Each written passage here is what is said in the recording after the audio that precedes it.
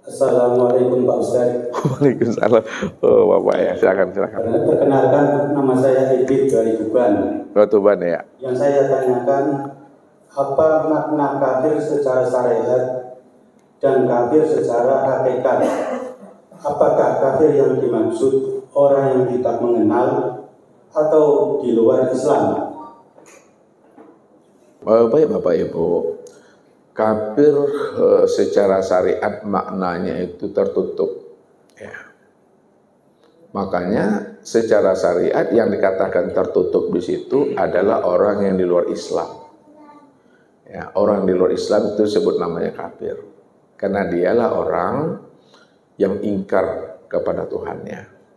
Itu secara syariat, bahasa kasarnya di luar Islam itu masuk kategori itu. Itu secara makna syariatnya, orang yang menantang Tuhan. Ya kalau di masa Rasulullah itu ya orang-orang kafir jahiliyah itu, ya Abu Lahab, Abu Jahal, Abu lah, kecuali Abu Gosok. Kafir. Kafir secara makna hakikat, ya itu juga maknanya adalah tertutup. Apanya yang tertutup? Tertutup dari apa? Apakah orang beragama Islam bisa juga dikatakan kafir secara hakikat? Iya. Walaupun dia Islam, dia juga bisa dikatakan namanya kafir. Kafir yang bagaimana maksudnya? Yang sebenarnya kalau Islam itu. Kafir makna secara hakikat itu adalah orang yang tertutup hatinya untuk mengenal Allah. Itu yang dikatakan kafir itu. Makanya di dalam Al-Quran dijelaskan, wa man kana fi hazil a'ma fa huwa fil akhirati a'ma wa adallun sabila. Barang siapa ya yang buta di dunia, dipastikan dia buta di akhirat, dan dialah orang yang tersesat daripada jalannya. Orang yang tersesat itu tempatnya di neraka. Lalu kita berpikir, buta yang bagaimana yang dimaksudkan Allah dalam surah Bani Israil ayat 72 itu? Apakah buta mata yang ada di kepala ini atau butanya mata hati yang ada di dalam dada? Dijelaskan oleh Allah dalam surah Al-Had ayat 46, fa innaha la ta'mal absar walakin ta'mal qulub allati fis sudur. Sesungguhnya yang aku katakan buta itu, kata Allah, bukanlah buta mata zahir yang ada di kepala, akan tetapi butanya mata hati yang ada di dalam dada. Jadi orang yang buta mata hatinya di dalam dada, itulah sebenarnya orang yang kafir itu. Kalaulah buta mata hati dikatakan kafir, dan dialah orang yang tersesat dan tempatnya neraka, butanya mata hati yang dikatakan kafir itu maksudnya apa pula? Butanya mata hati yang dikatakan kafir yang sebenarnya apabila dia tidak mengenal Allah, dia tidak mengenal siapa Tuhannya, dan dia juga tidak mengenal siapa dirinya, itu yang dikatakan namanya hakikat kafir itu. Itu yang disebut namanya buta yang hakiki itu. Jadi orang yang tidak mengenal Allah di waktu hidupnya, maka di waktu matinya dia juga tidak akan pernah mengenal Allah. Orang yang tidak mengenal Allah waktu di dunia, maka di akhiratnya dia pun juga tidak akan pernah mengenal Allah. Orang yang tidak mengenal Allah pada dirinya, dia juga tidak akan pernah mampu memandang Allah dan mengenal Allah di luar dirinya. Itulah sebenarnya orang yang tersesat dan tempatnya di neraka itu. Itu kafir secara makna hakiki. Makanya walaupun agamanya Islam, tapi kalau dia tidak mengenal Allah, itu yang disebut namanya Islam keturunan itu. Ya, kapan Bapak Ibu mengenal Allah? Kalau Bapak Ibu mengenal Allah pada tahun yang lalu, pada tahun yang lalu itulah Islamnya Bapak Ibu tuh. Sebelumnya Islam keturunan sudah. Walaupun Ustadz pernah kuliah di YIN, Ustadz belum mengenal Allah seperti pengenalan yang kita pahami sekarang. Ustadz mengenal Allah sekedar sebatas mengenal nama, huruf dan tulisannya. Yang penting Allah. Ada kaligrafi Allah itu Ustadz bayangkan dulu Allah. Ya, kalau ada lampunya, lampu-lampu itu yang hidup situ. Tapi setelah Ustadz belajar tauhid ya, dengan orang-orang arifin, para wali Allah, disitulah Ustadz baru Islam. Islamnya setelah mengenal Allah. Jadi tidak lagi dikatakan Islam keturunan. Kita kan kadang marah disebut Islam keturunan. Tapi memang begitulah apa adanya. Coba apa? Ayah ibu kita Islam, makanya kita Islam. Coba kalau ayah ibu kita tidak Islam, berkemungkinan besar kita nggak mau Islam itu. Nah, jadi yang katakan buta yang sebenarnya yang disebut kafir tadi itu adalah orang yang tidak bermakrifat kepada Allah, sehingga apapun ibadah yang dia lakukan maka ibadah mereka menjadi hampa, kosong dan sia-sia. Wa hum yahsabuna annahum yuhsinuna sun'a. Mereka mengira dan menyangka mereka telah berbuat amal, padahal mereka sudah tertipu dengan diri dan amal mereka sendiri. Namun mereka tidak menyadarinya. Gitu Pak. Silakan Ibu. Waalaikumsalam warahmatullahi wabarakatuh. Mohon maaf Ustaz, saya ingin bercerita tentang pengalaman rohani yang hanya dalam hitungan detik mungkin. Ya. Pada suatu malam di awal bulan Juni ini,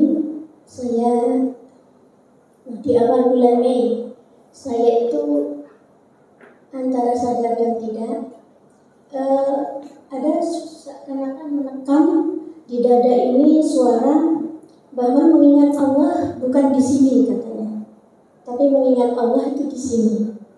Terus dengan mengatakan hu Allah gitu. Saya sebelumnya tidak bisa, tapi saya dipaksa untuk mengucapkan, akhirnya bisa. Nah, terus saya kaget, apakah benar mengingat itu di sini gitu. Terima kasih Ustaz. Assalamualaikum warahmatullahi wabarakatuh. Waalaikumsalam warahmatullahi wabarakatuh. Alhamdulillah bahwa petunjuk yang Ibu dapatkan itulah petunjuk yang hak, yang benar. Jadi ingat itu bukan di sini, ingat itu di sini. Sakit itu juga bukan di sini, tapi di sini, di sini, di sini. Ya. Itulah yang dikatakan bahwa pikir itu pelita hati. Ya, dari mana munculnya pikir itu? Itu adalah dari pelita hati. Jadi yang berpikir sebenarnya itu bukan akal, yang berpikir sebenarnya adalah hati. Dari hati baru dia menghantarkan kepada akal. Begitu cepatnya hubungan antara hati dengan akal, hitungan sekian berapa itu banyak. Jadi yang berpikir selama ini orang memahami akal, sebetulnya bukan akal, hati itulah di situ. Ya, makanya makna ingat yang sebenarnya bukan di akal, ingat itu letaknya di hati ini yang sebenarnya itu. Nah, ketika dia ingat, disitulah baru dia sadar, astagfirullahaladzim, aku lupa. Jadi kenapa dia astagfirullah baru ngecop astagfirullah dan sebagainya? Karena muncul ingat itu dari sini sebenarnya. Nah, kalaulah ingat itu di hati, ya, bagaimana cara mengingat Tuhan itu yang sebenarnya? Nah, apakah mengingat Tuhan itu dengan subhanallah, alhamdulillah, Allahu akbar, la ilaha illallah? Belum tentu dan tidak semuanya orang yang mengatakan subhanallah, alhamdulillah, Allahu akbar, la ilaha illallah itu ingat. Itu hanya sebatas melapaskan kulima subhanallah, alhamdulillah, Allahu akbar, la ilaha illallah. Lalu mana makna yang sebenar ingat itu? Makna yang sebenar ingat ketika dia melapaskan subhanallah, alhamdulillah, Allahu akbar, la ilaha illallah, ia sadar, sesadar-sadarnya bahwa yang mengatakan subhanallah, alhamdulillah, Allah akbar, la ilaha illallah itu bukanlah dirinya, akan tetapi adalah diri Allah lah yang mengatakan subhanallah, yang suci itu aku, alhamdulillah, yang terpuji itu aku, Allahu akbar, yang besar itu aku, la ilaha illallah, tidak ada yang wujud melainkan yang wujud itu aku. Mana yang aku tuh? Aku yang sebenar-benarnya itu adalah aku yang sejati adalah Allah. Mana wujudnya Allah itu yang aku sejati? Itulah diri ibu itu. Itulah yang dikatakan namanya orang yang ingat, sadar sesadar-sadarnya bahwa dirinya itu tidak ada, yang ada hanya Allah. Kalaulah Allah yang sebenar ada, maka Allah yang sebenar ada itu sempurnalah sebutannya insan, sudah nyata pada diri ibu itu. Disitulah ibu diajarkan oleh Allah, ucapkanlah hu. Hu secara makna syariat artinya dia. Namun makna hu secara hakikat yang dia itu tiadalah adalah aku. La ilaha illa huwa. La ilaha illa ana. La ilaha illa anta. Tidak ada Tuhan melainkan dia. Tidak ada Tuhan melainkan aku. Tidak ada Tuhan melainkan engkau. Jadi makna huwa, makna ana, aku, makna engkau itu bukan akunya aku, bukan dianya aku, bukan engkaunya aku, akan tetapi huwa, ana, engkau itu akunya Allah. Nah, contoh begini. Kita ambil yang mudah sedikit, Daniel lah. Ketika Daniel mengatakan aku Daniel tuh, aku Daniel. Nanti 85 tahun mati itu. Ketika Danielnya mati, adakah aku Danielnya lagi? Akunya siapa situ lagi? Akunya Allah yang tinggal tuh. Huwa lagi. Dia Daniel. Kan dia Daniel. Sebutlah dia Daniel. Nanti 85 tahun juga meninggal dia. Adakah dia Daniel lagi? Nah, dia siapa sebenarnya yang ada? Dianya Allah. Sebutlah engkau Daniel. 85 mati juga dia. Adakah engkau Daniel lagi? Nah, yang ada engkau siapa? Engkaunya Allah. Maka hakikat dia, hakikat engkau, hakikat aku itu adalah Allah. Kenapa? Karena dia yang awal, akhir, zahir dan batin, dia yang wujud semata-mata. Jadi makna zikirhu itu sebenarnya sadari, pahami dan dimengerti bahwa segala yang dipandang hu itu, segala yang didengar hu, segala yang diucap, segala yang dipegang, segala yang diraba itu hu. Hu itu bikuli sein muhit, itu dia hu Tuhan. Ya, zahir batin, awal akhir luar dalam, itu yang hu itu. Sempurnanya zahir batin awal akhir luar dalam, inilah insan, ini yang sebenarnya. Makanya insan itu disebut rahasia nama Allah yang tersembunyi. Tersembunyi bagi yang tidak mengenal, maka dia menjadi rahasia. Ya. Bagi orang yang sudah mengenal, tidak ada rahasia lagi. Kenapa? Al-insanu sirri. Insan itu nama rahasia aku tuh. Itu rahasianya, Bu. Alhamdulillah, itu namanya dalam kajian tauhid, Ibu sudah mendapatkan Lailatul Qadar di awal Mei itu. Jadi rahasia Lailatul Qadar, dan yang dikatakan Lailatul Qadar adalah orang yang sudah mengenal, orang yang sudah berjumpa, orang yang sudah menyaksikan, dan orang yang sudah bertatap wajah dengan Allah. Itu yang Lailatul Qadar itu. Maka orang yang sudah mengenal Allah, maka sepanjang hidupnya Lailatul Qadar. Bukan di bulan Ramadan. Nah, ini buka video-video Ustadz itu. Itu Ibu ya? Ya, Bu. Assalamualaikum warahmatullahi wabarakatuh. Waalaikumsalam. Perkenalkan, nama saya Suhal dari Gresik. Saya ingin bertanya, setidaknya ada dua hal yang mau saya tanyakan. Yang pertama, apa arti dari torekoh itu? Lantas, apakah ketika kita ingin bertorikoh, apakah kita harus wajib ikut torikoh yang mungkin sekarang banyak beredar, mungkin Naksabandiyah, Syadhariyah yang tadi saya sebutkan, apakah wajib mengikuti torikoh tersebut? Kan seperti itu. Lalu yang kedua, berkaitan dengan ma'rifat, setidaknya ada 3 teori yang bersebar luas hari ini. Yang pertama itu hululnya Husain al-Hallaj Yang kedua itu Ittihadnya Abu Yazid Al-Bustami. Dan yang ketiga itu Wahdatul Wujudnya Ibnu Arabi. Apakah di Tauhid Rabbani ini ma'rifatnya itu muaranya akan sampai ke tiga, salah satu dari hal tersebut? Mungkin seperti itu saja dari saya. Terima kasih. Assalamualaikum warahmatullahi wabarakatuh. Waalaikumsalam warahmatullahi wabarakatuh. Baik Bapak Ibu, apakah Bapak Ibu wajib bertorikoh? Ya, kalau dikatakan torikoh, kalau orang Sumatera bilang tarikat, kalau sini torikoh ya, disesuaikan dengan bacaannya ya, torikoh. Sebenarnya Bapak Ibu, ya, kita ini wajib, kita itu 4 hal yang mesti ada pada diri kita kalau kita ingin usul kepada Allah. Yang wajib ada pada diri kita 4 hal. Yang pertama, kita wajib bersyariat. Yang kedua, wajib kita bertarikat atau bertorikoh. Yang ketiga, wajib kita berhakikat.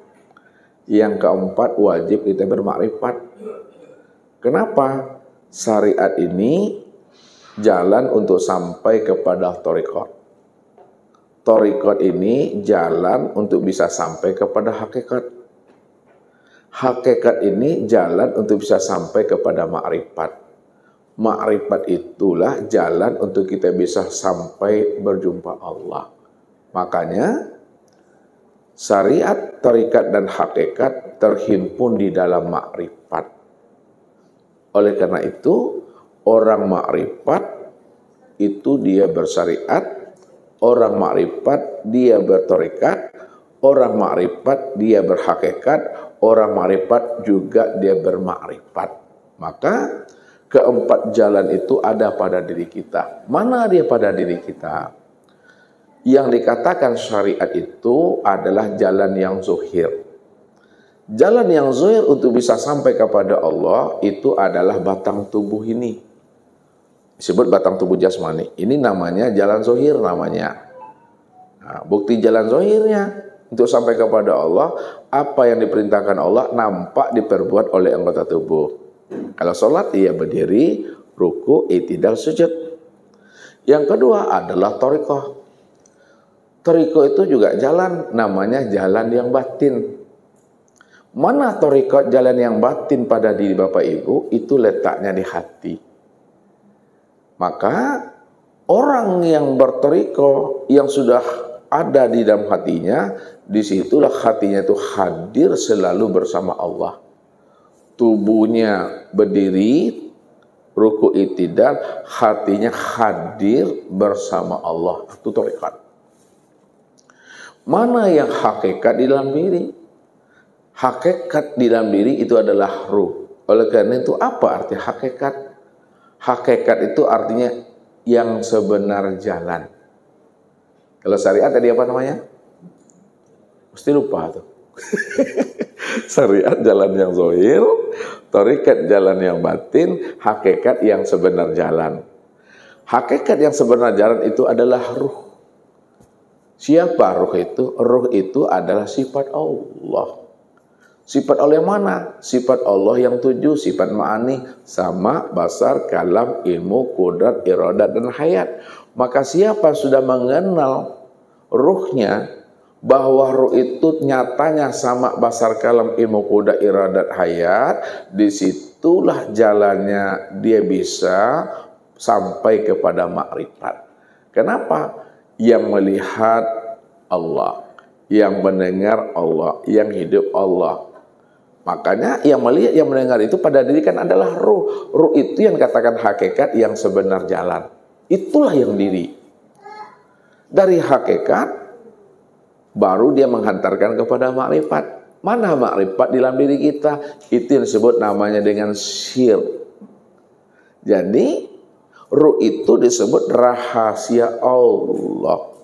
Siapa yang sudah mengenal rahasia Allah pada dirinya, itu adalah ruh. Sedangkan ruh itu adalah sifat Allah. Sifat Allah itu tiada lain adalah aku, kata Allah. Maka disitulah dia sampai kepada aku dengan jalan itu. Makanya keempat-empat itu ada pada diri Nabiuna Muhammad Sallallahu Alaihi Wasallam. Namun pada masa Rasulullah itu belum ada penyebutan namanya tarikat Naqsabandiyah, Satariyah, Saziliyah, nggak ada. Ya. Kalau dikatakan syariatnya, apa namanya? Kalau disebut tarikatnya, apa pula namanya? Kalau dikatakan hakikat dan marifat, apa pula sebutannya?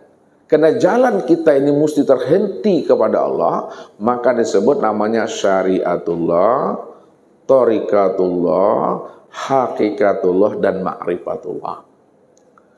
Oh, bagaimana dengan tarikat-tarikat sekarang? Yang banyak itu. Tarikat-tarikat sekarang itu menisbahkan kepada guru-gurunya, kepada pendirinya. Ya, misalnya Ustadz Suwardi punya tarikat sendiri, berdiri sendiri, namanya tarikat Iswardiyah.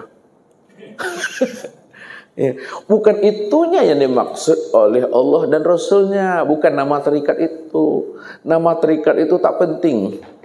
Yang penting bagaimana setiap tarikat yang ada namanya itu mampu nak dia menghantarkan jamaahnya itu untuk bisa husul kepada Allah. Ya. Walaupun Bapak Ibu tidak bertarikat, tidak ada nama tarikatnya, pada hakikatnya Bapak Ibu sudah bersyariat, sudah bertarikat, sudah berhakikat, dan sudah bermakrifat. Ya.